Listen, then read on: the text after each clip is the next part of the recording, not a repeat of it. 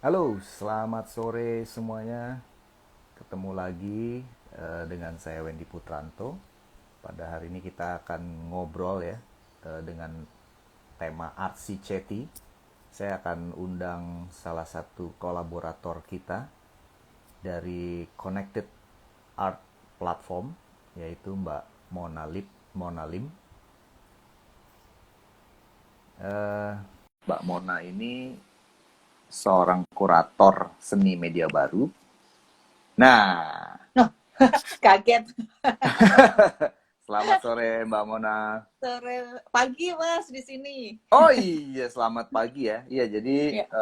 buat teman-teman yang nonton, Mbak Mona ini berdomisili di Zurich ya, di Switzerland atau Swiss. Ya, jadi kebetulan antara M-Block Space dengan Connected Art Platform, ya, organisasi yang dimotori oleh Mbak Mona ini, kita sedang ada kolaborasi program khususnya ya. Jadi ini adalah program kedua ya Mbak ya, yang kita Iya. berkolaborasi setelah tahun lalu gitu.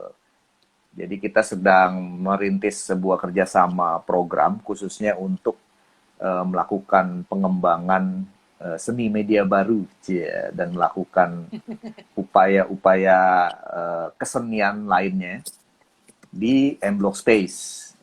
Mungkin Mbak Mona bisa menjelaskan dulu sebelum kita mengundang Pak Wiyu ya selaku narasumber kita, eh, program acara kita hari ini ya, Artsy Chatty ini yang pertama, dan juga tentang eh, CAP atau CAP, Mbak. Kalau di Indonesia karena kita di sini bahasa Jerman kan persis bahasa Indonesia ya Mas. Jadi CAP Oke. gitu. Connected Oh, Art jadi Platform. Ya. Connected Art Platform. Ya. Mungkin dijelasin dulu, Mbak, Connected Art Platform itu apa dan Uh, ya. sudah berapa lama? Connected Art Platform sih berdirinya tahun 2016 lah resminya gitu. Hmm. Resminya berdirinya di sini, dimulai dari sini, tapi karena saya orang Indonesia banyak juga festival atau acara-acara yang mengikut sertakan kehadiran kedua belah pihak, artis, orang, tim, dan selanjutnya. Sebenarnya intinya sih kita ingin mengkonek, pertamanya kita ingin memperkenalkan Indonesia gitu ke luar dengan berbagai cara, salah satunya ya sesuai yang saya pelajari di sekolah yaitu art teknologi science gitu. Jadi awal mulanya itu sih Mas, terus akhirnya kecemplung ketemu Mas Hendy, kita mau kedepannya kan mau kerjasama nih, jadi ini pemanasan dulu ya IG Live ini. Betul, betul. Ini salah satu konkret program kolaborasi Betul. kita. Ya, Namanya Arsi Ceti ya. Jadi buat teman-teman, Arsi Ceti ini akan hadir secara reguler. Rencananya sebulan 2 kali ya, Mbak. Setiap betul. hari Rabu sore. Dan akan menampilkan berbagai narasumber ya, khususnya Ya, yang memang bergerak di New Media Art atau di seni media baru. ya. Nah, untuk yang edisi perdana ini, kita akan ngobrol dengan salah seorang kolektor seni yang ulung gitu ya, Dr. Wiwahono. Dokter, ya. Dr. Wiwahono, dan beliau ini mendapatkan gelar doktornya dari Technical University of Berlin gitu ya, Jerman. Jadi mungkin kira-kira semacam ITB kali ya kalau di Ya, Jerman ya Mbak ya. ya. Untuk majornya plastik teknologi, dan juga dia seorang konsultan industrial di sana dan tinggal 20 tahun ya sebelum kembali ke Indonesia gitu, dan udah mulai melakukan koleksi berbagai karya seni sejak tahun 99. Beberapa dari koleksinya dia juga sudah sempat dipamerkan di National Museum Liechtenstein, kemudian ada di Asia Society Museum New York, ada National Gallery Singapore, ya, ada 21st Century Museum of Contemporary Art di Kanazawa, kemudian di Hong Kong Art Center, di Song Song Un, untuk dibaca gimana nih Mbak? Song Song saya Song saya Cina KW Mas, nggak bisa. Song Un Art Space Seoul, dan juga di Indonesia. Dia juga sudah sering menjadi berbagai pembicara ya di berbagai forum untuk seni, mau secara lokal maupun internasional. telah menjadi juri juga di berbagai acara seni lainnya seperti Bandung Contemporary Art Award dan juga beberapa art competition lain gitu. Saat ini masih menjadi anggota ya dari Young Collectors in Art Jakarta dan juga Honorary Board of Patron Singapore Art Fair. Salah satu nomini juga untuk Best Collector 2017 di Art Stage Jakarta. Nah, kayaknya udah cukup nih kita memperkenalkan Pak Wiyu. Sekarang coba kita undang beliau untuk bergabung bersama kita. Ya, semoga aman. Tadi sih pas soundcheck aman ya, Mbak. Ya. Ini dia nanya nih, kita cara masuk. Ya, ini ya. Aman. Nah, Iya. Selamat sore Pak Wiyu. Selamat sore semuanya. Iya, senang bisa berjumpa nih sama Pak Wiyu di edisi perdana RC Ceti. Gitu. Iya, sama-sama. Jadi program ini memang inisiatif dari M-Block Space dan juga CAP yang diwakili oleh Mbak Mona nih, Pak Wiyu. Jadi kita mau mau memperkenalkan lah ya, bisa lebih tepatnya ya, ke teman-teman para penonton acara ini tentang apa sih sebenarnya yang disebut dengan seni media baru itu tuh gitu. Iya. Kebetulan saya udah menyiapkan daftar pertanyaan nih, Mbak Mona juga pasti udah menyiapkan. Iya Mbak ya. Cuma katanya, dikeroyok nih. Mas Wedi duluan dah, nggak apa-apa katanya.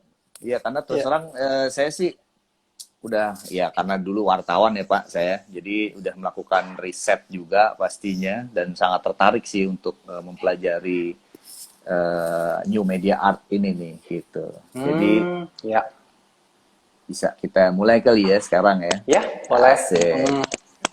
Nih yang pertama nih ya Pak Wiyu, untuk memahami seni media baru tuh ya, bagi khususnya para peminat yang baru ya, kira-kira tuh harus memahami dulu nggak sih Pak konsep atau sejarah dari seni rupa murni gitu ya, atau fine arts? So, pertanyaannya ini sebenarnya dua ya. Apakah kita perlu memahami konsep, dan yang kedua apakah kita harus memahami dulu sejarah seni rupa? Ya, murni. Gitu kan? Murni. Betul. Jadi yang pertama tentang konsep, tidak perlu. Jadi gini, mungkin sedikit ke belakang lihat sejarah seni rupa barat ya. Di tahun akhir 60-an, awal tahun 70-an lahir satu seni rupa aliran baru yang kemudian mendapatkan nama sebagai conceptual art atau seni rupa konseptual. Idenya adalah bahwa karya seni itu adalah ide. Jadi ide adalah motor dari karya seni. Bukan karya yang kita bisa lihat atau kita bisa pegang. Jadi hardware-nya. Itu bukan karya seninya, tapi idenya. Sebagai ambil contoh, Robert Barry membuat satu karya yang disebut In Art Galleries. Jadi dia mengundang kita datang ke pameran dia. Pada saat kita datang, ya kan di sana kosong semuanya. Dan dia bilang, saya Robert Barry, ya kan hari ini tanggal berapa? 17 Februari jam 16.09 WIB. Saya melepas 1 kubik meter gas helium ke atmosfer bumi. Lalu dia buka tabungnya, cos, keluar gas. Jadi semua orang lihat dan tahu bahwa karya seni itu ada. Tapi nggak bisa dilihat, nggak bisa dipegang, nggak bisa dicium, nggak bisa dijual. Intangible. Jadi, ya Pak ya? Ya, ide dia adalah ide, atau konsep dia adalah melepas gas ke atmosfer bumi. Ya kan? Nah, untuk membaca conceptual art, kita perlu tahu konsepnya. Ya kan? Di luar itu, karya-karya seni abad 20, seniman nggak ada yang bahas tentang konsep. Ya kan? Jadi sebelum conceptual art, mengapresiasi seni itu hanya menggunakan mata.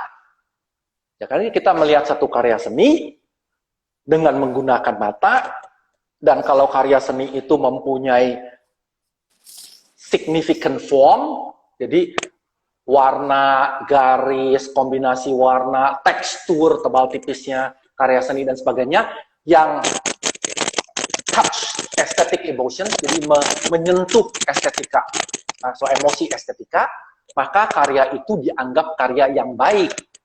Orang Jawa menyebutnya greng. Jadi kalau lihat karya seni harus greng. Ya kan? Gitu loh. Nah, itu ajaran abad 20. Melihat karya seni menggunakan mata. Orang nggak tanya idenya apa, kenapa dia melakukan ini, itu, dan sebagainya, kenapa dia melepas gas, nggak ada. Ya kan, jadi untuk melihat karya seni abad 20, kecuali yang postmodern atau konseptual art tadi, ya kan konsep tidak diperlukan, sama juga dengan menikmati karya new media art. Oke? So, nomor 2 pertanyaan tentang apakah perlu belajar dulu tentang art history, fine art history. Pertanyaannya sebenarnya adalah sejarah seni rupa apa? Ya kan? Yang kita selalu sebut sebagai sejarah seni rupa baru atau murni adalah sejarah seni rupa barat. Ya kan? Kita tahu bahwa sampai 1960, sekitar akhir tahun 1960-an, ya kan, dunia itu dikuasai oleh Barat. Jadi hanya bule, laki-laki, dan heteroseksual yang punya hak untuk menjadi sukses. Ya kan? Jadi dunia ini dulu miliknya laki dan Barat dan bule. Gitu loh. Dan kesadaran ini membawa seni rupa kontemporer, di mana manusia mulai sadar bahwa kita bule nggak berhak untuk mendikte apa yang terjadi dalam dunia seni rupa global. Jadi Western hegemony atau dominasi Barat, atau disebut juga sebagai penjajahan kultural atau cultural imperialism, ya kan? Itu sudah usang hari ini. Oleh sebab itu, misalnya Yale University yang postgraduate-nya dianggap sebagai yang paling canggih di Amerika, tahun kemarin atau 2 tahun lalu, tahun kemarin menutup mata pelajaran yang sangat terkenalnya. Mata pelajarannya disebut Introduction to Art History, Renaissance to the Present. Ya kan? Jadi yang dibahas dalam mata pelajaran itu adalah, ya kan, Introduction to Art History, maksudnya Western Art History. Renaissance to the Present, Renaissance itu Eropa. Ya kan? Jadi mereka sadar bahwa udah nggak zaman untuk membuat mata pelajaran yang hanya fokus pada Eropa dan Amerika. Dunia ini nggak hanya Eropa dan Amerika aja. Ya kan? Dan itu menjadi satu heboh di dunia seni rupa, gitu kan? Karena mereka sadar bahwa udah nggak zaman lagi, udah basi, gitu kan? Jadi kalau kita tanya sekarang, kembali ke pertanyaan Mas Wendy, ya kan, apakah perlu untuk belajar dulu seni rupa? Maksudnya seni rupa Barat?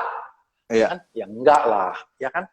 Lalu apakah perlu belajar dulu tentang seni rupa Indonesia? Sejarah seni rupa Indonesia? Nggak ada bukunya. Ya kan?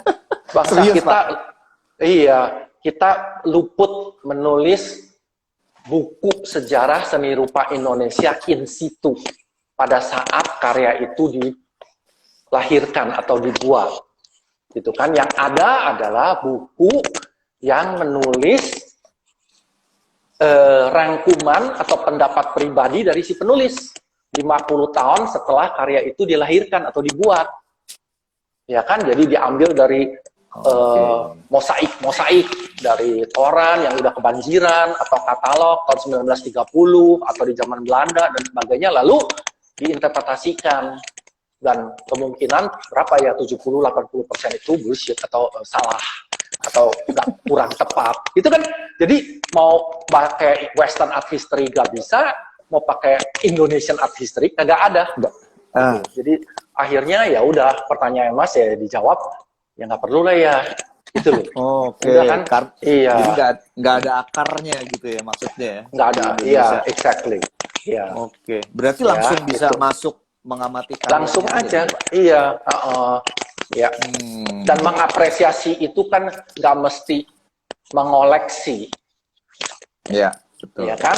Orang-orang bisa mengapresiasi karya seni rupa media ini dengan datang ke pameran, gitu kan?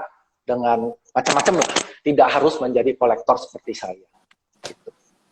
Oke, wah menarik banget perspektifnya nih Pak. Saya expect-nya bukan jawaban Makasih. seperti itu tadi. Oh, bukan dia. Makanya saya ngundang Pak Wiyu. Iya, nih, membakar batas nih, Iya. Pak Wiyu membakar Iya. batas. Kayaknya nih. Oke. Iya. Karena memang kan Hmm. ini ya, dari yang saya baca, yang saya pahami gitu, ada beberapa definisi kan tentang seni media baru ini nih Pak, atau new media art gitu ya. Nah, yang ini juga bikin saya penasaran sih sebenarnya, apakah si new media art ini masih menjadi bagian nggak sih dari seni rupa murni, atau justru dia malah jadi seni terapan nih, applied art gitu. Karena kan Iya. sifatnya ini ada teknologi di situ, ada digital ya, multimedia gitu ya, yang dipakai sebagai tools untuk bisa membuat karyanya gitu. Dan karakteristik media ya digital itu kan gampang direplikasi gitu ya Pak ya, terus bisa diakses secara masif gitu. Nah ini lumayan membingungkan nih, jadi makanya saya perlu tanya ini nih. Banyak yang tanya sih tentang definisi seni rupa media ini kan, gitu loh, karena seringkali nggak secara visual tidak kelihatan seperti karya seni, gitu kan, gitu loh. Jadi nomor satu, saya pikir yang perlu kita ketahui adalah bahwa pembagian seni rupa menjadi fine art atau seni rupa murni dan menjadi seni rupa non fine art atau sering disebut sebagai applied art itu terjadi di masa lalu, ya kan? Di masa lalu orang membagi seni rupa ini menjadi dua kategori. Karya seni yang mempunyai guna, dalam bahasa Inggris purpose, itu tidak dianggap sebagai fine art, seni rupa murni. Sehingga kita tahu bahwa bahasa Indonesia lama, sebelum kata seni digunakan, adalah kagunan. Kagunan, Pak? Ya, kagunan. Dalam kagunan itu ada kata guna. Ya kan? Itu loh. Jadi yang tidak ada guna adalah fine art. Ya kan? Jadi berdasarkan definisi yang lama itu, misalkan desain grafis, desain produk, ya kan? Lalu kerajinan tangan di Bali, arsitektur, ya kan? Fotografi, itu semua bukan fine art. Ya, karena arsitektur kita masuk ke dalam rumah, wah bagusnya bukan main kan, kita berasa gila ini seni untuk bikin satu rumah dengan demikian baiknya. Tapi karena rumah itu ada gunanya untuk manusia bernaung di bawah rumah itu, tidur dan sebagainya, maka arsitektur di masa lalu tidak bisa dianggap sebagai fine art atau seni murni. Ya kan, demikian juga dengan produk desain, dengan graphic design, fotografi itu diketemukan untuk mendokumentasikan wajah orang misalnya. Ya kan, dulu business card itu pada saat awal-awal diketemukannya fotografi itu dibuat dengan foto. Jadi kita pergi ke studio foto, difoto ukuran kecil, lalu kita bagi-bagikan sebagai business card seperti yang hari ini ditulis dengan huruf gitu kan. Jadi ada gunanya. Lalu mendokumentasi Mas Wendy hari ini umur 30 gitu kan, nanti tahun depan umur 32 wajahnya berubah seperti apa gitu kan. Jadi ada gunanya. Karena ada gunanya, fotografi tidak dianggap sebagai fine art. Baru di awal abad 20 itu ada beberapa seniman yang memperjuangkan supaya fotografi menjadi fine art photography. Mungkin pernah dengar nama siapa namanya, Man Ray yang super tersohor dunia, atau Laszlo Moholy-Nagy dari Bauhaus, gitu kan? Mereka yang mempelopori pembuatan seni rupa fotografi sebagai fine art fotografi, karya foto yang sangat jeni. Misalnya foto close up deket banget, ada sinarnya, strip-strip atau apa, pokoknya burem-burem gitulah, pokoknya yang ciri-ciri khas fine art photography. Itu kan mereka berusaha untuk menerobos batas atau definisi ini. Nah, tahun 1960-an terjadi perubahan di dunia, lahir postmodernisme di mana karya seni ini tidak lagi dibagi menjadi fine art and non-fine art. Jadi definisi dan batas, makanya dalam contemporary art kata boundary menjadi kata magic sering banget dipakai karena batas seni dan definisi seni sudah tidak lagi berlaku. Oleh sebab itu, kalau ditanya apakah new media art adalah fine art atau applied art, pertanyaannya aja udah ngaco, ya kan? Jadi maksudnya jangan tanya, bukan ngaco, sorry, jangan tanya karena kategori itu sudah tidak ada, batas itu tidak ada dan definisi itu tidak ada. Yang ada adalah new media art is contemporary art. Mantap. Ya kan? Sehingga kita bisa lihat, kita pergi ke MoMA New York, ada ruangan yang display produk desain. Ya kan, bangku, ya kan, sendok, garpu, ya kan, radio, televisi, desain yang bagus-bagus dianggap sebagai produk desain baik, masuk. Kita pergi ke museum di Belanda, misalnya di Rotterdam, ada department display fashion, ya kan, di dalam fine art museum, dan kata fine art udah obsolete, makanya dulu di universitas ya kan jurusan seni murni, ya kan? Untuk membedakan diri bahwa kita ini levelnya lebih tinggi daripada seniman terapan, ya kan. Fine art ini kata fine art udah obsolete, udah basi, gitu, ya. Sorry, agak panjang tapi ya. Tapi komprehensif nih, Mbak Mona mungkin. Thank you. Bertanya juga. Ya, sebenarnya tadi waktu sebelum mulai kan saya bilang, Mas nih kayaknya aku bengong nih, aku udah khatam nih obrolan sama Pak Wiyu gitu kan. Cuma mungkin saya mewakili ini ya Pak Wiyu, banyak yang nanya juga ke saya, karena ini dirimu tadi udah menerangkan secara runtun kan, historinya dan seterusnya.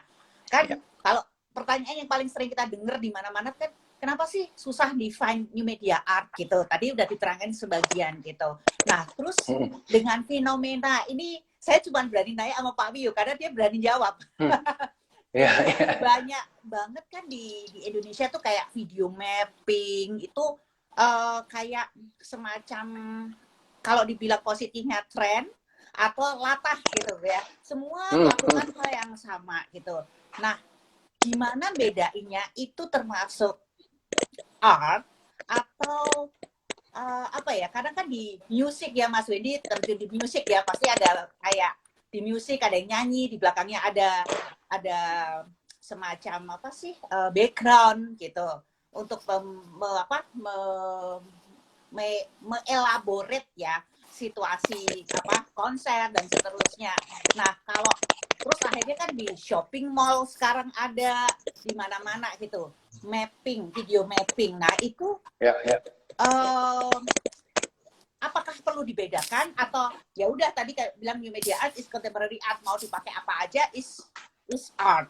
Nah, tapi kan yang pengen saya curious mewakili banyak teman-teman juga yang masih muda, karena kan begitu ada dulu latah ya, ada zaman video, semua video instalasi dibilang new media art. Terus video mapping semua dibilang this is new media art. Nah, ini problemnya yang memang beneran riset dan sekolah secara akademik sama yang otodidak gitu kan. Nggak ada yang salah ya, dua-duanya harusnya saling memberi kekuatan gitu ya. Tapi menurut Pak Wiyu pribadi sebagai kolektor dan juga pengamat di sini, what do you think Pak dengan fenomena yang ada di Indonesia ya? Saya ngomongnya di Indonesia. So sebenarnya yang bikin kita pusing itu adalah kata new-nya. New media art. Gitu kan?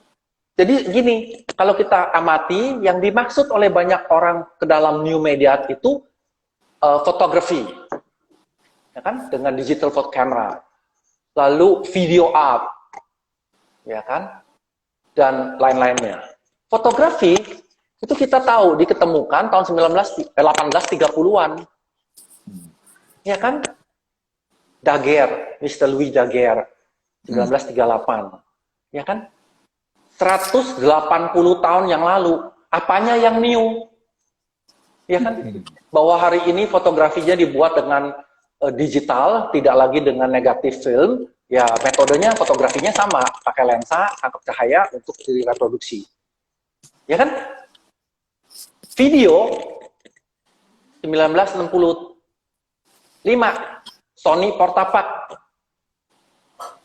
analog signal direkam di kaset yang warna coklat, ya kan, Betamax, NVHS kita masih kenal mungkin, itu kan 1965, itu 60 tahun yang lalu, ya kan, even kalau kita bilang, oh ya, digital camcorder, ya kan, itu bukan, karena yang video itu yang namanya video tape, itu kan analog, ya kan, kita ngomong tentang digital itu 1994 camcorder. Itu loh. 1994 itu udah 30 tahun lalu. What is new? Ya kan? Itu loh. Jadi kalau itu semua dimasukkan, ya kita sebaiknya menyebutnya sebagai media art. Saya personally secara pribadi setuju dengan banyak orang di dunia seni rupa yang terutama yang suka dengan new media art. Kita lebih suka menyebutnya sebagai media art. Karena kata new ini, yang hari ini new, misalkan kita lihat, ada karya seni terbuat dari laser misalnya. 10 tahun lagi, seperti hari ini, laser udah tidak mencengangkan lagi. Ya kan? Digital art, gitu kan? Digital art, pakai komputer. Komputer udah setengah abad, lebih dari setengah abad. Ya kan, yang dulu new, beberapa tahun kemudian tidak lagi new. Ya kan, jadi yang bikin pusing itu sebenarnya adalah kata new-nya. Ya kan, so that's why lebih baik kita menggunakan kata seni rupa media. Barunya buang.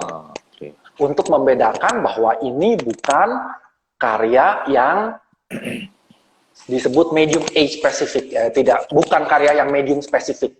Jadi di abad 20 itu karya seni dipaksa harus painting atau lukisan atau patung, harus, gitu loh. Kalau bukan lukisan dan bukan patung, karya itu dianggap busuk, buruk, karena makna dari karya seni itu selalu menyatu dengan mediumnya. Itu kepercayaan mereka waktu itu, keyakinan mereka waktu itu. Jadi kalau karena menyatu, maka kalau harus mau bikin karya 2 dimensi, harus kanvas. Kalau 3 dimensi, harus patung. Yang di luar itu dianggap jelek. Baru setelah definisi dan batas tidak lagi berlaku, ya kan? Gitu loh. Seniman boleh bikin karya yang medium A spesifik. Lahirlah karya-karya sound art, makanya musik banyak atau sound banyak diintegrasikan ke dalam karya seni rupa kontemporer, gitu kan? Gitu loh. Memang dimulai oleh John Cage dan kawan-kawan dulu, tapi waktu itu mereka masih menyebutnya sebagai experimental music. Ya kan, mereka masih berpikir dengan otak sebagai music. Yang hari ini dilakukan adalah sound art. Jadi betul-betul sound, tidak ada patungnya, bukan sound sculpture, tapi betul-betul sound. Nah, so ada sound art, ada bio art, ada macam-macam gitu kan. Dan ini yang nanti akan menjadi ciri-ciri media art. Pertanyaan Mbak Mona tadi, apakah video mapping adalah new media art? So video mapping itu sebenarnya hanya cara mendisplaynya aja kan, menggunakan proyektor and diproyeksi tidak ke permukaan yang 2 dimensional, tapi diproyeksi ke benda 3D. ke gedung atau ke pokoknya benda yang 3 dimensi, ya kan? Dan itu disebut video mapping. Yang belum dilakukan di Indonesia adalah benda 3 dimensinya ini jalan, bergerak. Ya kan, belum ada yang lakukan. Makanya saya setuju dengan Mona. Semua pada ikut-ikutan. Ya kan, aduh kreatif sedikit gitu kan. Barang 3 dimensinya ini bergerak, dan proyeksinya ikutin. Gitu kan lebih menarik gitu kan, dan macam-macam banyak lah di dunia gitu kan. Tapi ya karena lebih gampang bikin video mapping, ya udah bikinnya video mapping. Oke.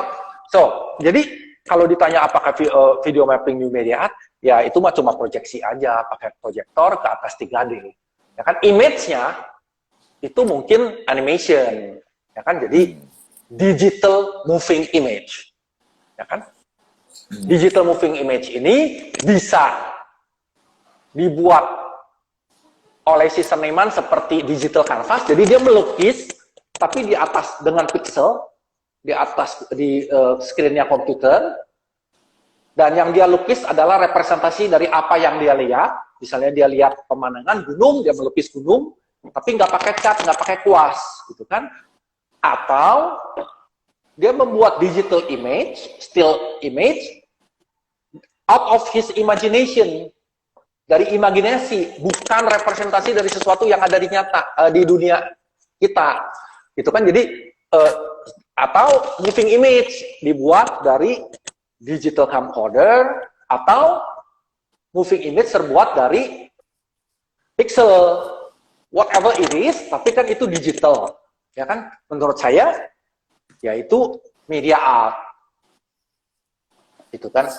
Jadi bukan karena mappingnya dia menjadi media art, tapi karena mediumnya digital, ya kan, masuk di kategori sebagai media art, gitu, ya. Well Berarti explained, Pak. Berarti Oke, peran thank you. peran teknologi ya yang bisa mengubah dan membakar batas-batasan definisi itu tadi ya Pak ya.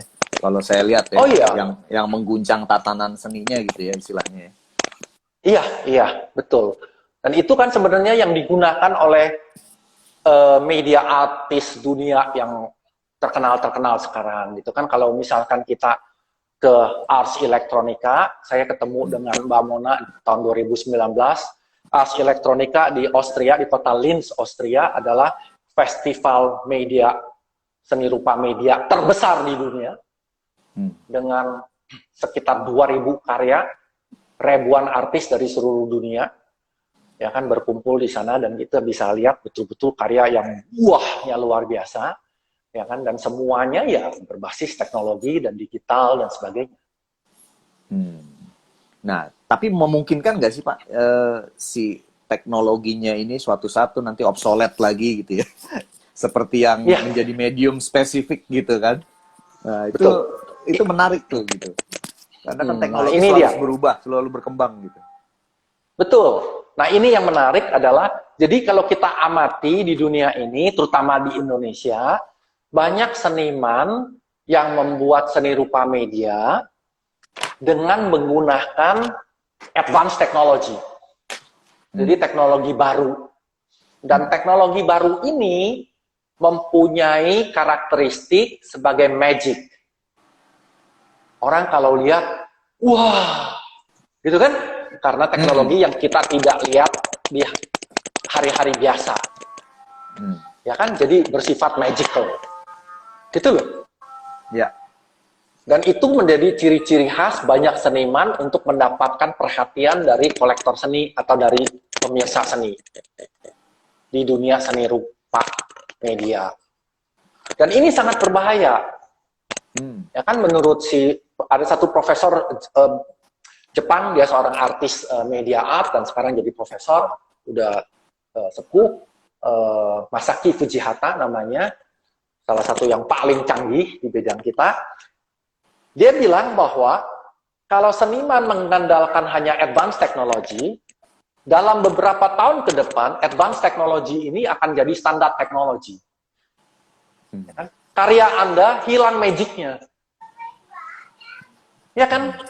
Jadi karya ini menjadi baik hanya sesaat, tidak sustainable.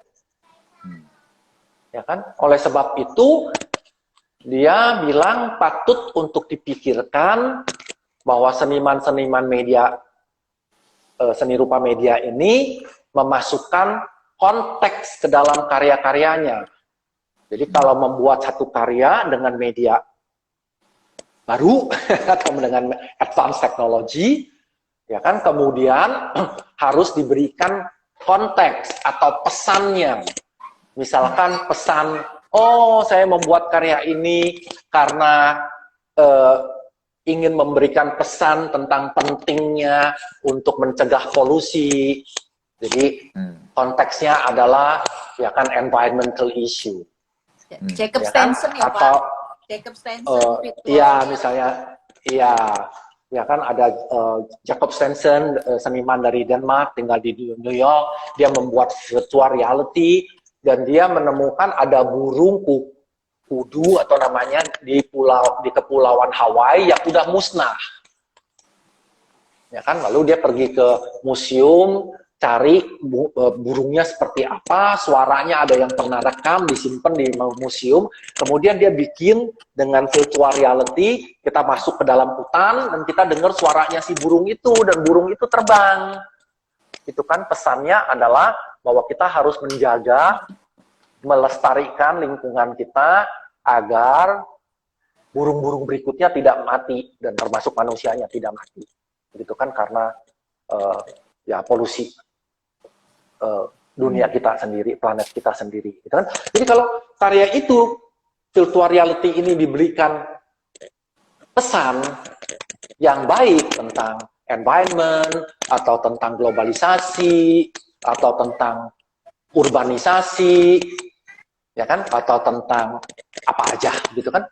Karya ini akan menjadi satu semangat zaman yang, ya kan, yang sustain. Karena urusan lingkungan tidak akan selesai dalam 5 tahun ke depan. Ya kan, kemungkinan akan terus diperhatikan ke abad-abad berikutnya. Itu kan, jadi satu ide dari Masaaki Sugihata yang menurut saya sangat menarik. Oleh sebab itu saya berusaha untuk mengoleksi karya-karya seni rupa media yang mempunyai pesan. Yang menurut saya pesan yang sesuai dengan zaman kita ini. Nah, ini menarik nih, Pak, bicara tentang Zeitgeist gitu ya, semangat zaman gitu. Itu kan kayaknya selalu jadi bandulnya Pak Wiyu nih dalam mengkoleksi karya-karya seni nih. Nah, kalau era pandemi nih, Pak, ini gimana nih? Apa nih yang Pak Wiyu expect ya dari sebuah kondisi seperti ini ya? Dan apakah memungkinkan nih bakal ada apa ya? Mahakarya mungkin ya yang terlahir dari era seperti ini, kayak dulu di era Spanish Flu. Cuma kan pas Spanish Flu tuh ketutup sama Perang Dunia Pertama tuh isunya gitu. Betul. Padahal Spanish Flu Iya. bisa membunuh 50 juta orang waktu itu kan, 1918. Cuma karena ketutup sama apa revolusi Bolshevik sama Perang Dunia, akhirnya jadi nggak terlalu ini gitu, Pak. Ya. Mungkin bisa ya. ini, Pak. Ya, ini menarik. Jadi gini, betul tahun 1918 ada Spanish Flu atau 1918 itu disebut 1918 influenza pandemic. Saat itu 500 juta penduduk dunia, sepertiga penduduk dunia terinfeksi flu, influenza. Penduduk dunia saat itu cuma 1,5 miliar, hari ini 7,5 miliar. Ya kan? Jadi 1/5. Nggak apa-apa. Yang mati itu 50 juta. Sekitar 30 sampai 50 juta. Anggaplah 50 juta, artinya 10%. Yang mati 10%. Pak Wendy. Kalau kita terapkan ke hari ini, ganasnya Spanish Flu, penduduk dunia 7,5 miliar. Sebenarnya harus mati kalau COVID-19 seganas Spanish Flu, harus mati 750 juta orang. 750 juta orang, 10%. Hari ini, yang mati karena COVID-19 di dunia, itu cuma 2,5 juta. 2,5 juta dari 7,5 itu 0,3%. 0,3% dibandingkan 10% yang mati dulu. Gitu kan? Jadi COVID-19 nggak ada apa-apanya. Iya kan? Saya sih takut, nggak berani keluar pintu, pengecut. Tapi tetap, tapi 0,3 juga tetap kalau mati mati gitu kan. Tapi maksud saya, gitu ya, yang saya mau ngatakan adalah bahwa Spanish flu itu jauh ke impact-nya terhadap masyarakat, terhadap kehidupan manusia waktu itu jauh lebih hebat, lebih dahsyat daripada Spanish flu atau COVID-19 hari ini. Gitu kan? Udah. Spanish flu itu salah satu implikasinya adalah Perang Dunia I usai karena adanya Spanish flu. Sekarang kita gini, kita pergi ke museum-museum di negara barat, di Prancis, di Spanyol, Itali, Jerman, gitu kan, Inggris, Amerika lah, kemana-mana, ke yang ngetop, gitu kan, MoMA lah, ya kan, pokoknya semua lah, gitu kan. Cari, ada nggak karya seni hebat yang berurusan dengan Spanish flu? Nggak ada. Hampir nggak ada. Mungkin ada a handful gitu kan, beberapa gitu. Tapi nggak ada kan. Bagi kita-kita yang suka membaca tentang sejarah seni rupa barat dan sering keliling-keliling ke museum-museum di barat, nggak ada. Artinya seniman-seniman nggak melihatnya sebagai zeitgeist, sebagai semangat zaman. Walau demikian dahsyat. Iya. Ya kan? Jadi kalau kita ditanya bahwa, oh Pak Wiyu koleksi karya seni, kan karena saya koleksi dengan filosofi, saya ingin mengumpulkan karya-karya yang sejalan dengan semangat zaman. Itu kan lalu ditanya, oh berarti Anda harus membeli karya-karya yang berurusan dengan COVID-19. Lalu saya selalu bilang, loh, dulu aja yang begitu dahsyat aja nggak ada karya yang dianggap sebagai zeitgeist. Gitu kan? Iya. Kenapa hari ini dengan 0,3% yang mati, gitu kan? Saya sekarang mendadak harus mengoleksi karya-karya yang berurusan dengan COVID-19. Gitu kan? Menurut saya terlalu dini untuk langsung mengambil kesimpulan bahwa COVID-19 ini adalah satu semangat zaman yang signifikan bagi kehidupan manusia. Nanti dulu. Gitu kan? Misalnya urusan migran. Ya kan? Migran dari Timur Tengah, ya kan, yang membajiri terutama Eropa dan dunia, terutama Eropa lah. Ya kan? Dan banyak yang tanya, Pak Wiyu, ya kan? Gitu loh. Urusan migran ini urusan gede. Gitu kan? Jutaan manusia mengungsi dan sebagainya. Pak Wiyu koleksi nggak karya-karya yang berurusan dengan migran? Saya bilang tunggu dulu, ya kan? Apakah Anda di Jogja atau di Surabaya merasakan adanya efek terhadap kehidupan manusia karena adanya migran dari Syria ke Jerman? Apakah signifikan sebagai semangat zaman? Gitu kan? Iya. Yang nanti akan menjadi zeitgeist adalah yang signifikan. Kalau kucing saya ditabrak mobil mati, saya sedih, nangis, menggerung-gerung, lalu saya seorang seniman dan membuat lukisan dengan kucing saya mati, karya itu nggak zeitgeist. Ya kan? Gitu loh. Karena Itu jurnal aja kali jadinya ya? Iya, maksudnya iya kan? Gitu loh, atau 100 mobil tabrakan gitu kan, 50 orang meninggal gitu kan. Apakah signifikan? Gitu loh. Untuk nanti 100 tahun lagi orang akan membahasnya. Saat itu, gitu kan, kehidupan manusia di dunia adalah demikian. Gitu kan? Nah, yang dibahas nanti 100 tahun lagi, gitu loh. Itu harus ada di koleksi saya. Gitu kan? Jadi kita ini ditantang secara intelektual untuk menganalisa. Nanti 100 tahun lagi orang akan bahas zaman kita ini sebagai zaman apa? Ya kan, setiap orang boleh menerkanya. Ya kan, Pak Wendy boleh, Mbak Mona boleh, Wiyu juga boleh, ya kan, siapapun boleh. Ya kan, nanti koleksi yang paling hebat adalah koleksi yang konform atau sejalan dengan zeitgeist. Jadi zeitgeist itu, kalimat zeitgeist is nggak ada. Jadi, oh zeitgeist hari ini adalah nggak ada. Kan? Kalau Nanti peristiwa 100 Mei tahun lagi, 98, Pak? hmm? Kalau peristiwa 98 Mei itu bisa nggak dikategorikan itu? Saya rasa bukan Mei-nya, tapi reformasinya. Oh, oke. Ya kan, jatuhnya rezim diktator dari Soeharto, Orde Baru, ya kan, menjadi Indonesia demokrasi, ya kan, gitu loh. Saya pikir itu satu kejadian yang sangat penting untuk Indonesia. Sebagai kolektor, kita harus, tidak ngomong harus, sebaiknya karya itu dikoleksi. Karya-karya yang ya kan mempunyai pesan tentang reformasi itu. Di dunia, perubahan dunia signifikan terjadi 1989.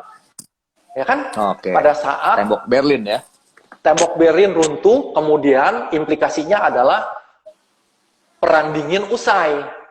Karena Mikhail Gorbachev resign. Ya kan? Gitu loh, mengundurkan diri. Sehingga Uni Soviet bubar. Waktu itu perserikatan negara-negara di Eropa Timur bubar, sehingga United States of America nggak punya lagi pengimbang dalam kekuatan politik, militer, dan ekonomi. Gitu kan? Dengan bubarnya Uni Soviet, maka Perang Dingin usai.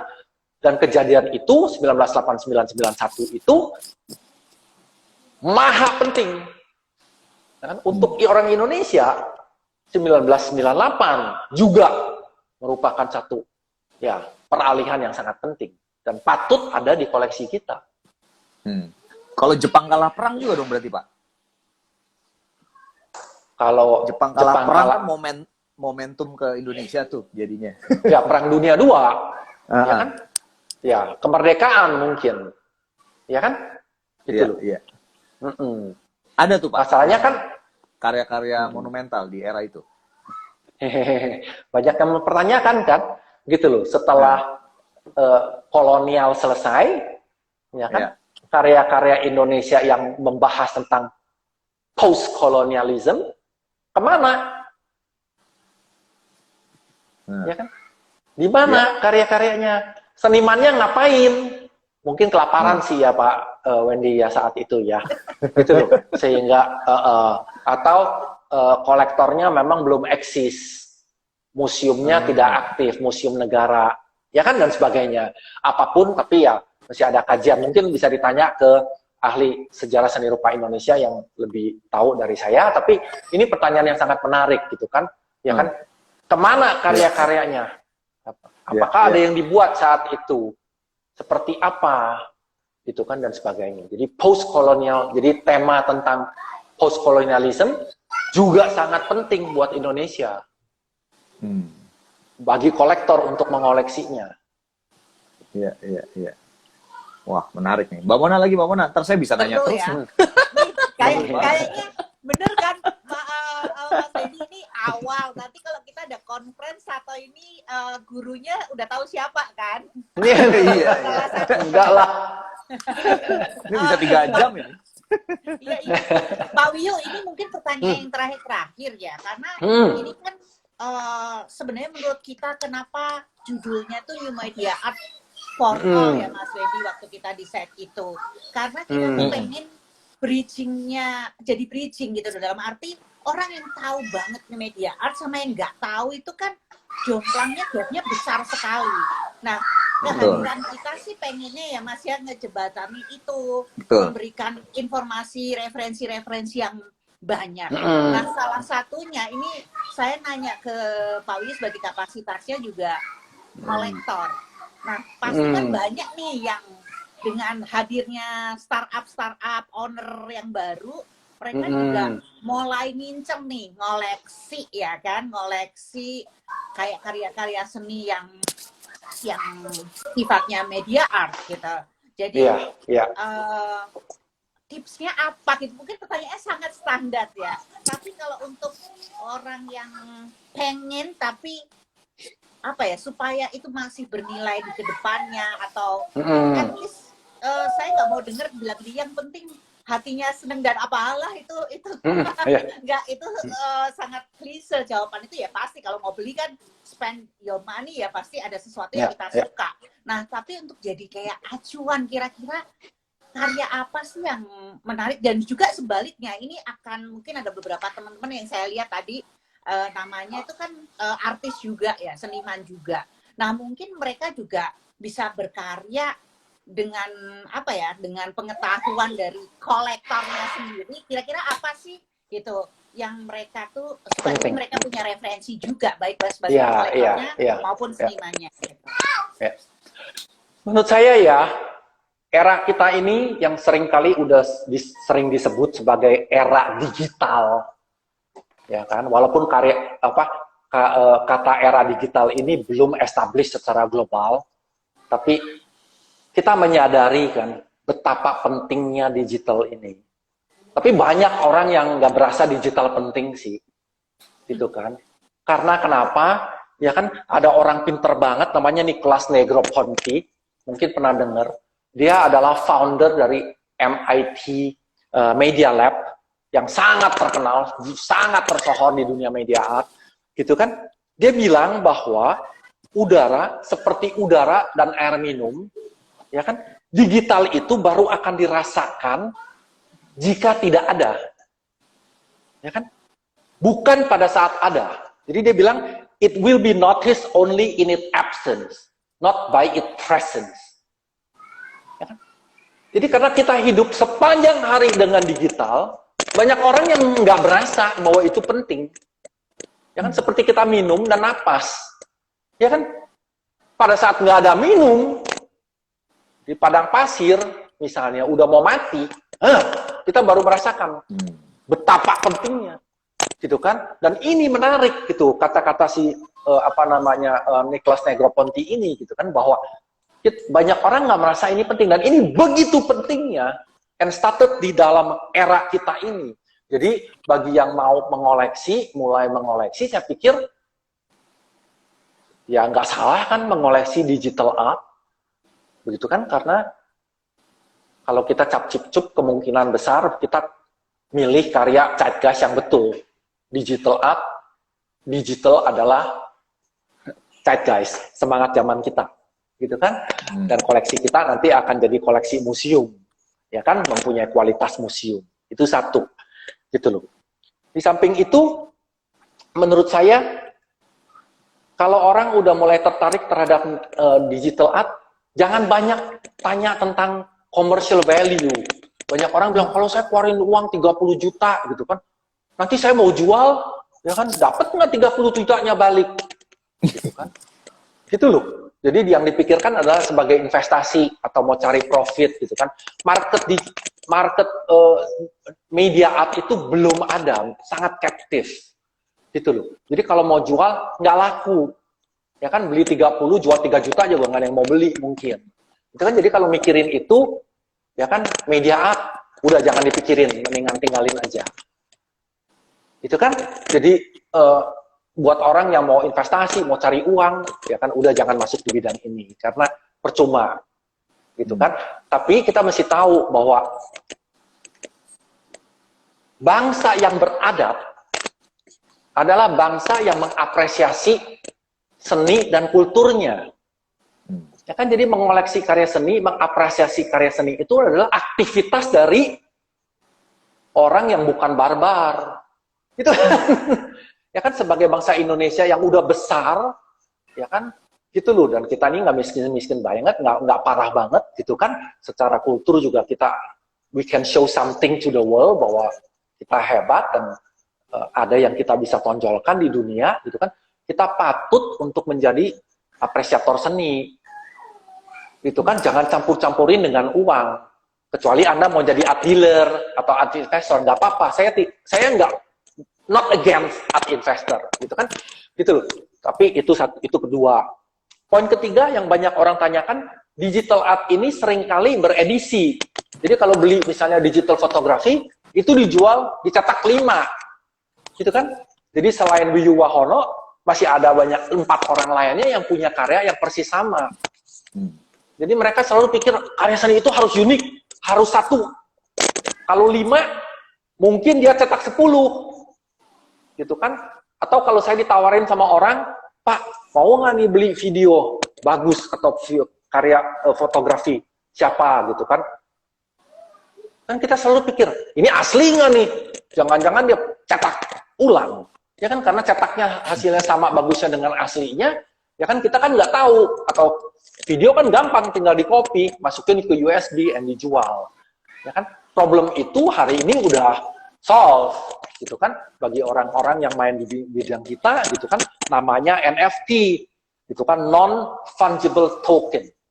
Karya ini disebut Nifty Art, sekarang lagi booming di dunia, di barat, gitu kan. Jadi kalau kita punya karya seni, kita beli dengan cryptocurrency, misalnya Ethereum, ETH, ya kan? Kita beli dengan cryptocurrency, otomatis nama kita pembeli terdaftar, karya itu mendapatkan token seri 1 nomor, ya kan? Jadi kita bayar, buat yang kurang paham dengan cryptocurrency, anggap aja Ethereum itu adalah mata uang asing, gitu. Ada negara namanya Ethereum, ya kan? Dolar Ethereum kita beli, kan? Harus beli pakai dolar Ethereum, itu loh, ya kan? Kalau udah beli, kita dapat 1 kombinasi nomor.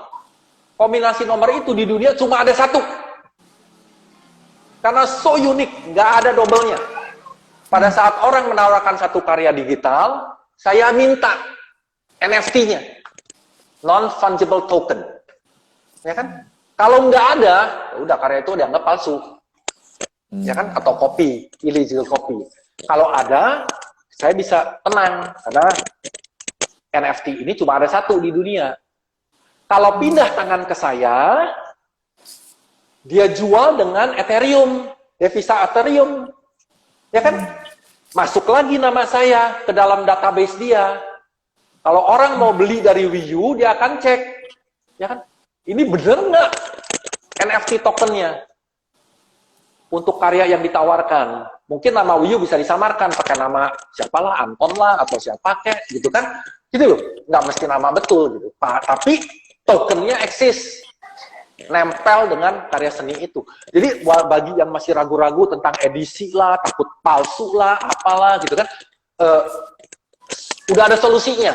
Sebentar lagi NFT ini akan masuk juga ke lukisan. Saya yakin banget. This is the future of our art world. Itu kan karya Hendra Gunawan akan di-registered di Ethereum sebagai Hendra Gunawan asli. Jadi kalau ada Hendra Gunawan berikutnya yang keluar tidak ada token, artinya palsu. Gitu kan, dan sebagainya dan sebagainya. Oke, itu tema berikutnya yang paling sering dibahas, gitu kan. Loh, kok koleksi video kan bisa di-copy, gitu kan? Yeah. Maksudnya takut palsu dan nggak ada nilai komersil, gitu kan? The problem is solved, gitu kan? Dan yang mereka nggak tahu, mengoleksi media art ini banyak banget fun-nya, gitu kan? Banyak tantangannya, gitu loh. Ya kan, enjoyment dan tantangan yang kolektor-kolektor lukisan dan patung tidak akan menikmatinya, gitu loh. Banyak sekali, ya kan, urusan-urusan yang lucu-lucu, yang ya, bisa 3 jam nanti nggak selesai. Tapi betul-betul very fun, gitu kan?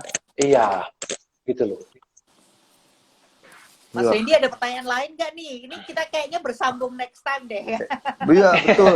Saya sih masih banyak banget, tapi penjelasannya tuh mudah dicerna gitu, Pak Wiyu nih, enak. Iya. Thank you. Sangat membius gitu ya, komprehensif banget gitu. Cuma kan memang sesuai janji ya Mbak, kita 1 jam nih Mbak, karena emang nggak mau bedah semuanya nih. Cukup ininya dulu lah, excerpt-excerpnya ya. Ya. Iya, cuplikan-cuplikan. Tapi yang pasti kita udah dapat bocoran tuh tadi, Ethereum itu tadi. Wah, ya, itu saya keren. mau baca. Saya mau baca tuh apa itu. Ini jadi NFT. kecenderungan baru lah ya Pak ya. Apakah Iya, udah ada Nifty yang Art namanya. masuk banyak Pak orang Indonesia untuk Oh, udah, Pak. ke- Oh, nggak tahu. Nggak tahu. Mungkin kalau saya orang Indonesia- pertama kali. Oh gitu ya. Tapi maksudnya sekarang harganya udah 180.000 US dollar. Satu token Pak. Satu token, Wow. satu karya seni. Dan seniman-seniman kelas dunia udah menjualnya dengan NFT. Oke. Ya kan? Itu Ya, loh. Christie, Ya kan, segala misalnya macam. Christie bulan Maret, ya kan, lagi auction satu karya, Tes. iya, ya kan, Nifty Art namanya, dengan NFT, gitu kan, dan ya akan jauh lebih cepat terjadi daripada yang kita bisa bayangkan, karena itu solusinya untuk urusan palsu memalsu tentang Mas otentisitas Wendy, dari satu M karya. Block, CAP. Ya. Iya, iya. Gitu. Mantap. Nanti kita ulas lagi tuh Pak dengan sesi terpisah, tersendiri Ya. dengan Pak Wiyu. Tapi yang pasti untuk episode perdana ini terima kasih banyak nih Pak Wiyu. Saya terima kasih Keren juga banget. telah Udah sharing, diundang. Ya, sama-sama. Ya, Untuk semoga teman-teman ya. Ya, untuk semuanya yang hadir hari ini, saya mengucapkan terima kasih. Ya kan, telah hadir begitu banyak dan semoga yang kita bahas hari ini bisa bermanfaat untuk kita semua. Pastinya Pak. Ya. Saya aja Pastinya. kayak Thank you. dapet ini nih, dapat pencerahan. Saya aja. Iya. Thank you. Karena terus terang kan kadang-kadang art is a confusing world kan, Pak. Jadi Iya. jadi ketika dengar dari ini, oh enggak ternyata nih Iya. art is fun gitu. Yes, yes, Very yes. very fun gitu. Gitu. Terima kasih ya Pak Wiyu. Oke, ya. Sudah sharing Terima dengan kasih. teman-teman. Dan Mbak Mona juga terima kasih udah jauh-jauh nih di sana, udah menjelang siang ya Mbak ya. Oke. Dan Thank you. mudah-mudahan kita segera ketemu lagi dalam waktu dekat Pak Wiyu Ya, untuk kasih. ngobrol tema-tema yang lain nanti. Lainnya. Mungkin bisa Iya. diajak virtual tour juga nanti ke museumnya Pak Wiyu ya di episode RCCT berikutnya. Boleh. Sambil Yes. virtual tour tinggal megang kamera aja Mbak gitu. Iya, betul. Wah, itu asik banget tuh kalau bisa gitu. Boleh ya? Iya. Jangan bosan-bosan ya Pak. Sip, sama-sama ya. Oke. Oke. Ya. Terima Thank kasih you Pak semuanya. Wiyu, Mbak Mona. Eh, Sampai bertemu lagi. Terima kasih teman-teman Ya, semua yang makasih. udah menyaksikan RCCT edisi perdana. Saya Wendy Putranto dan juga Mbak Mona signing out. Sampai bertemu di RCCT berikutnya. Selamat sore, selamat siang, dan sampai jumpa. Terima kasih. Bye.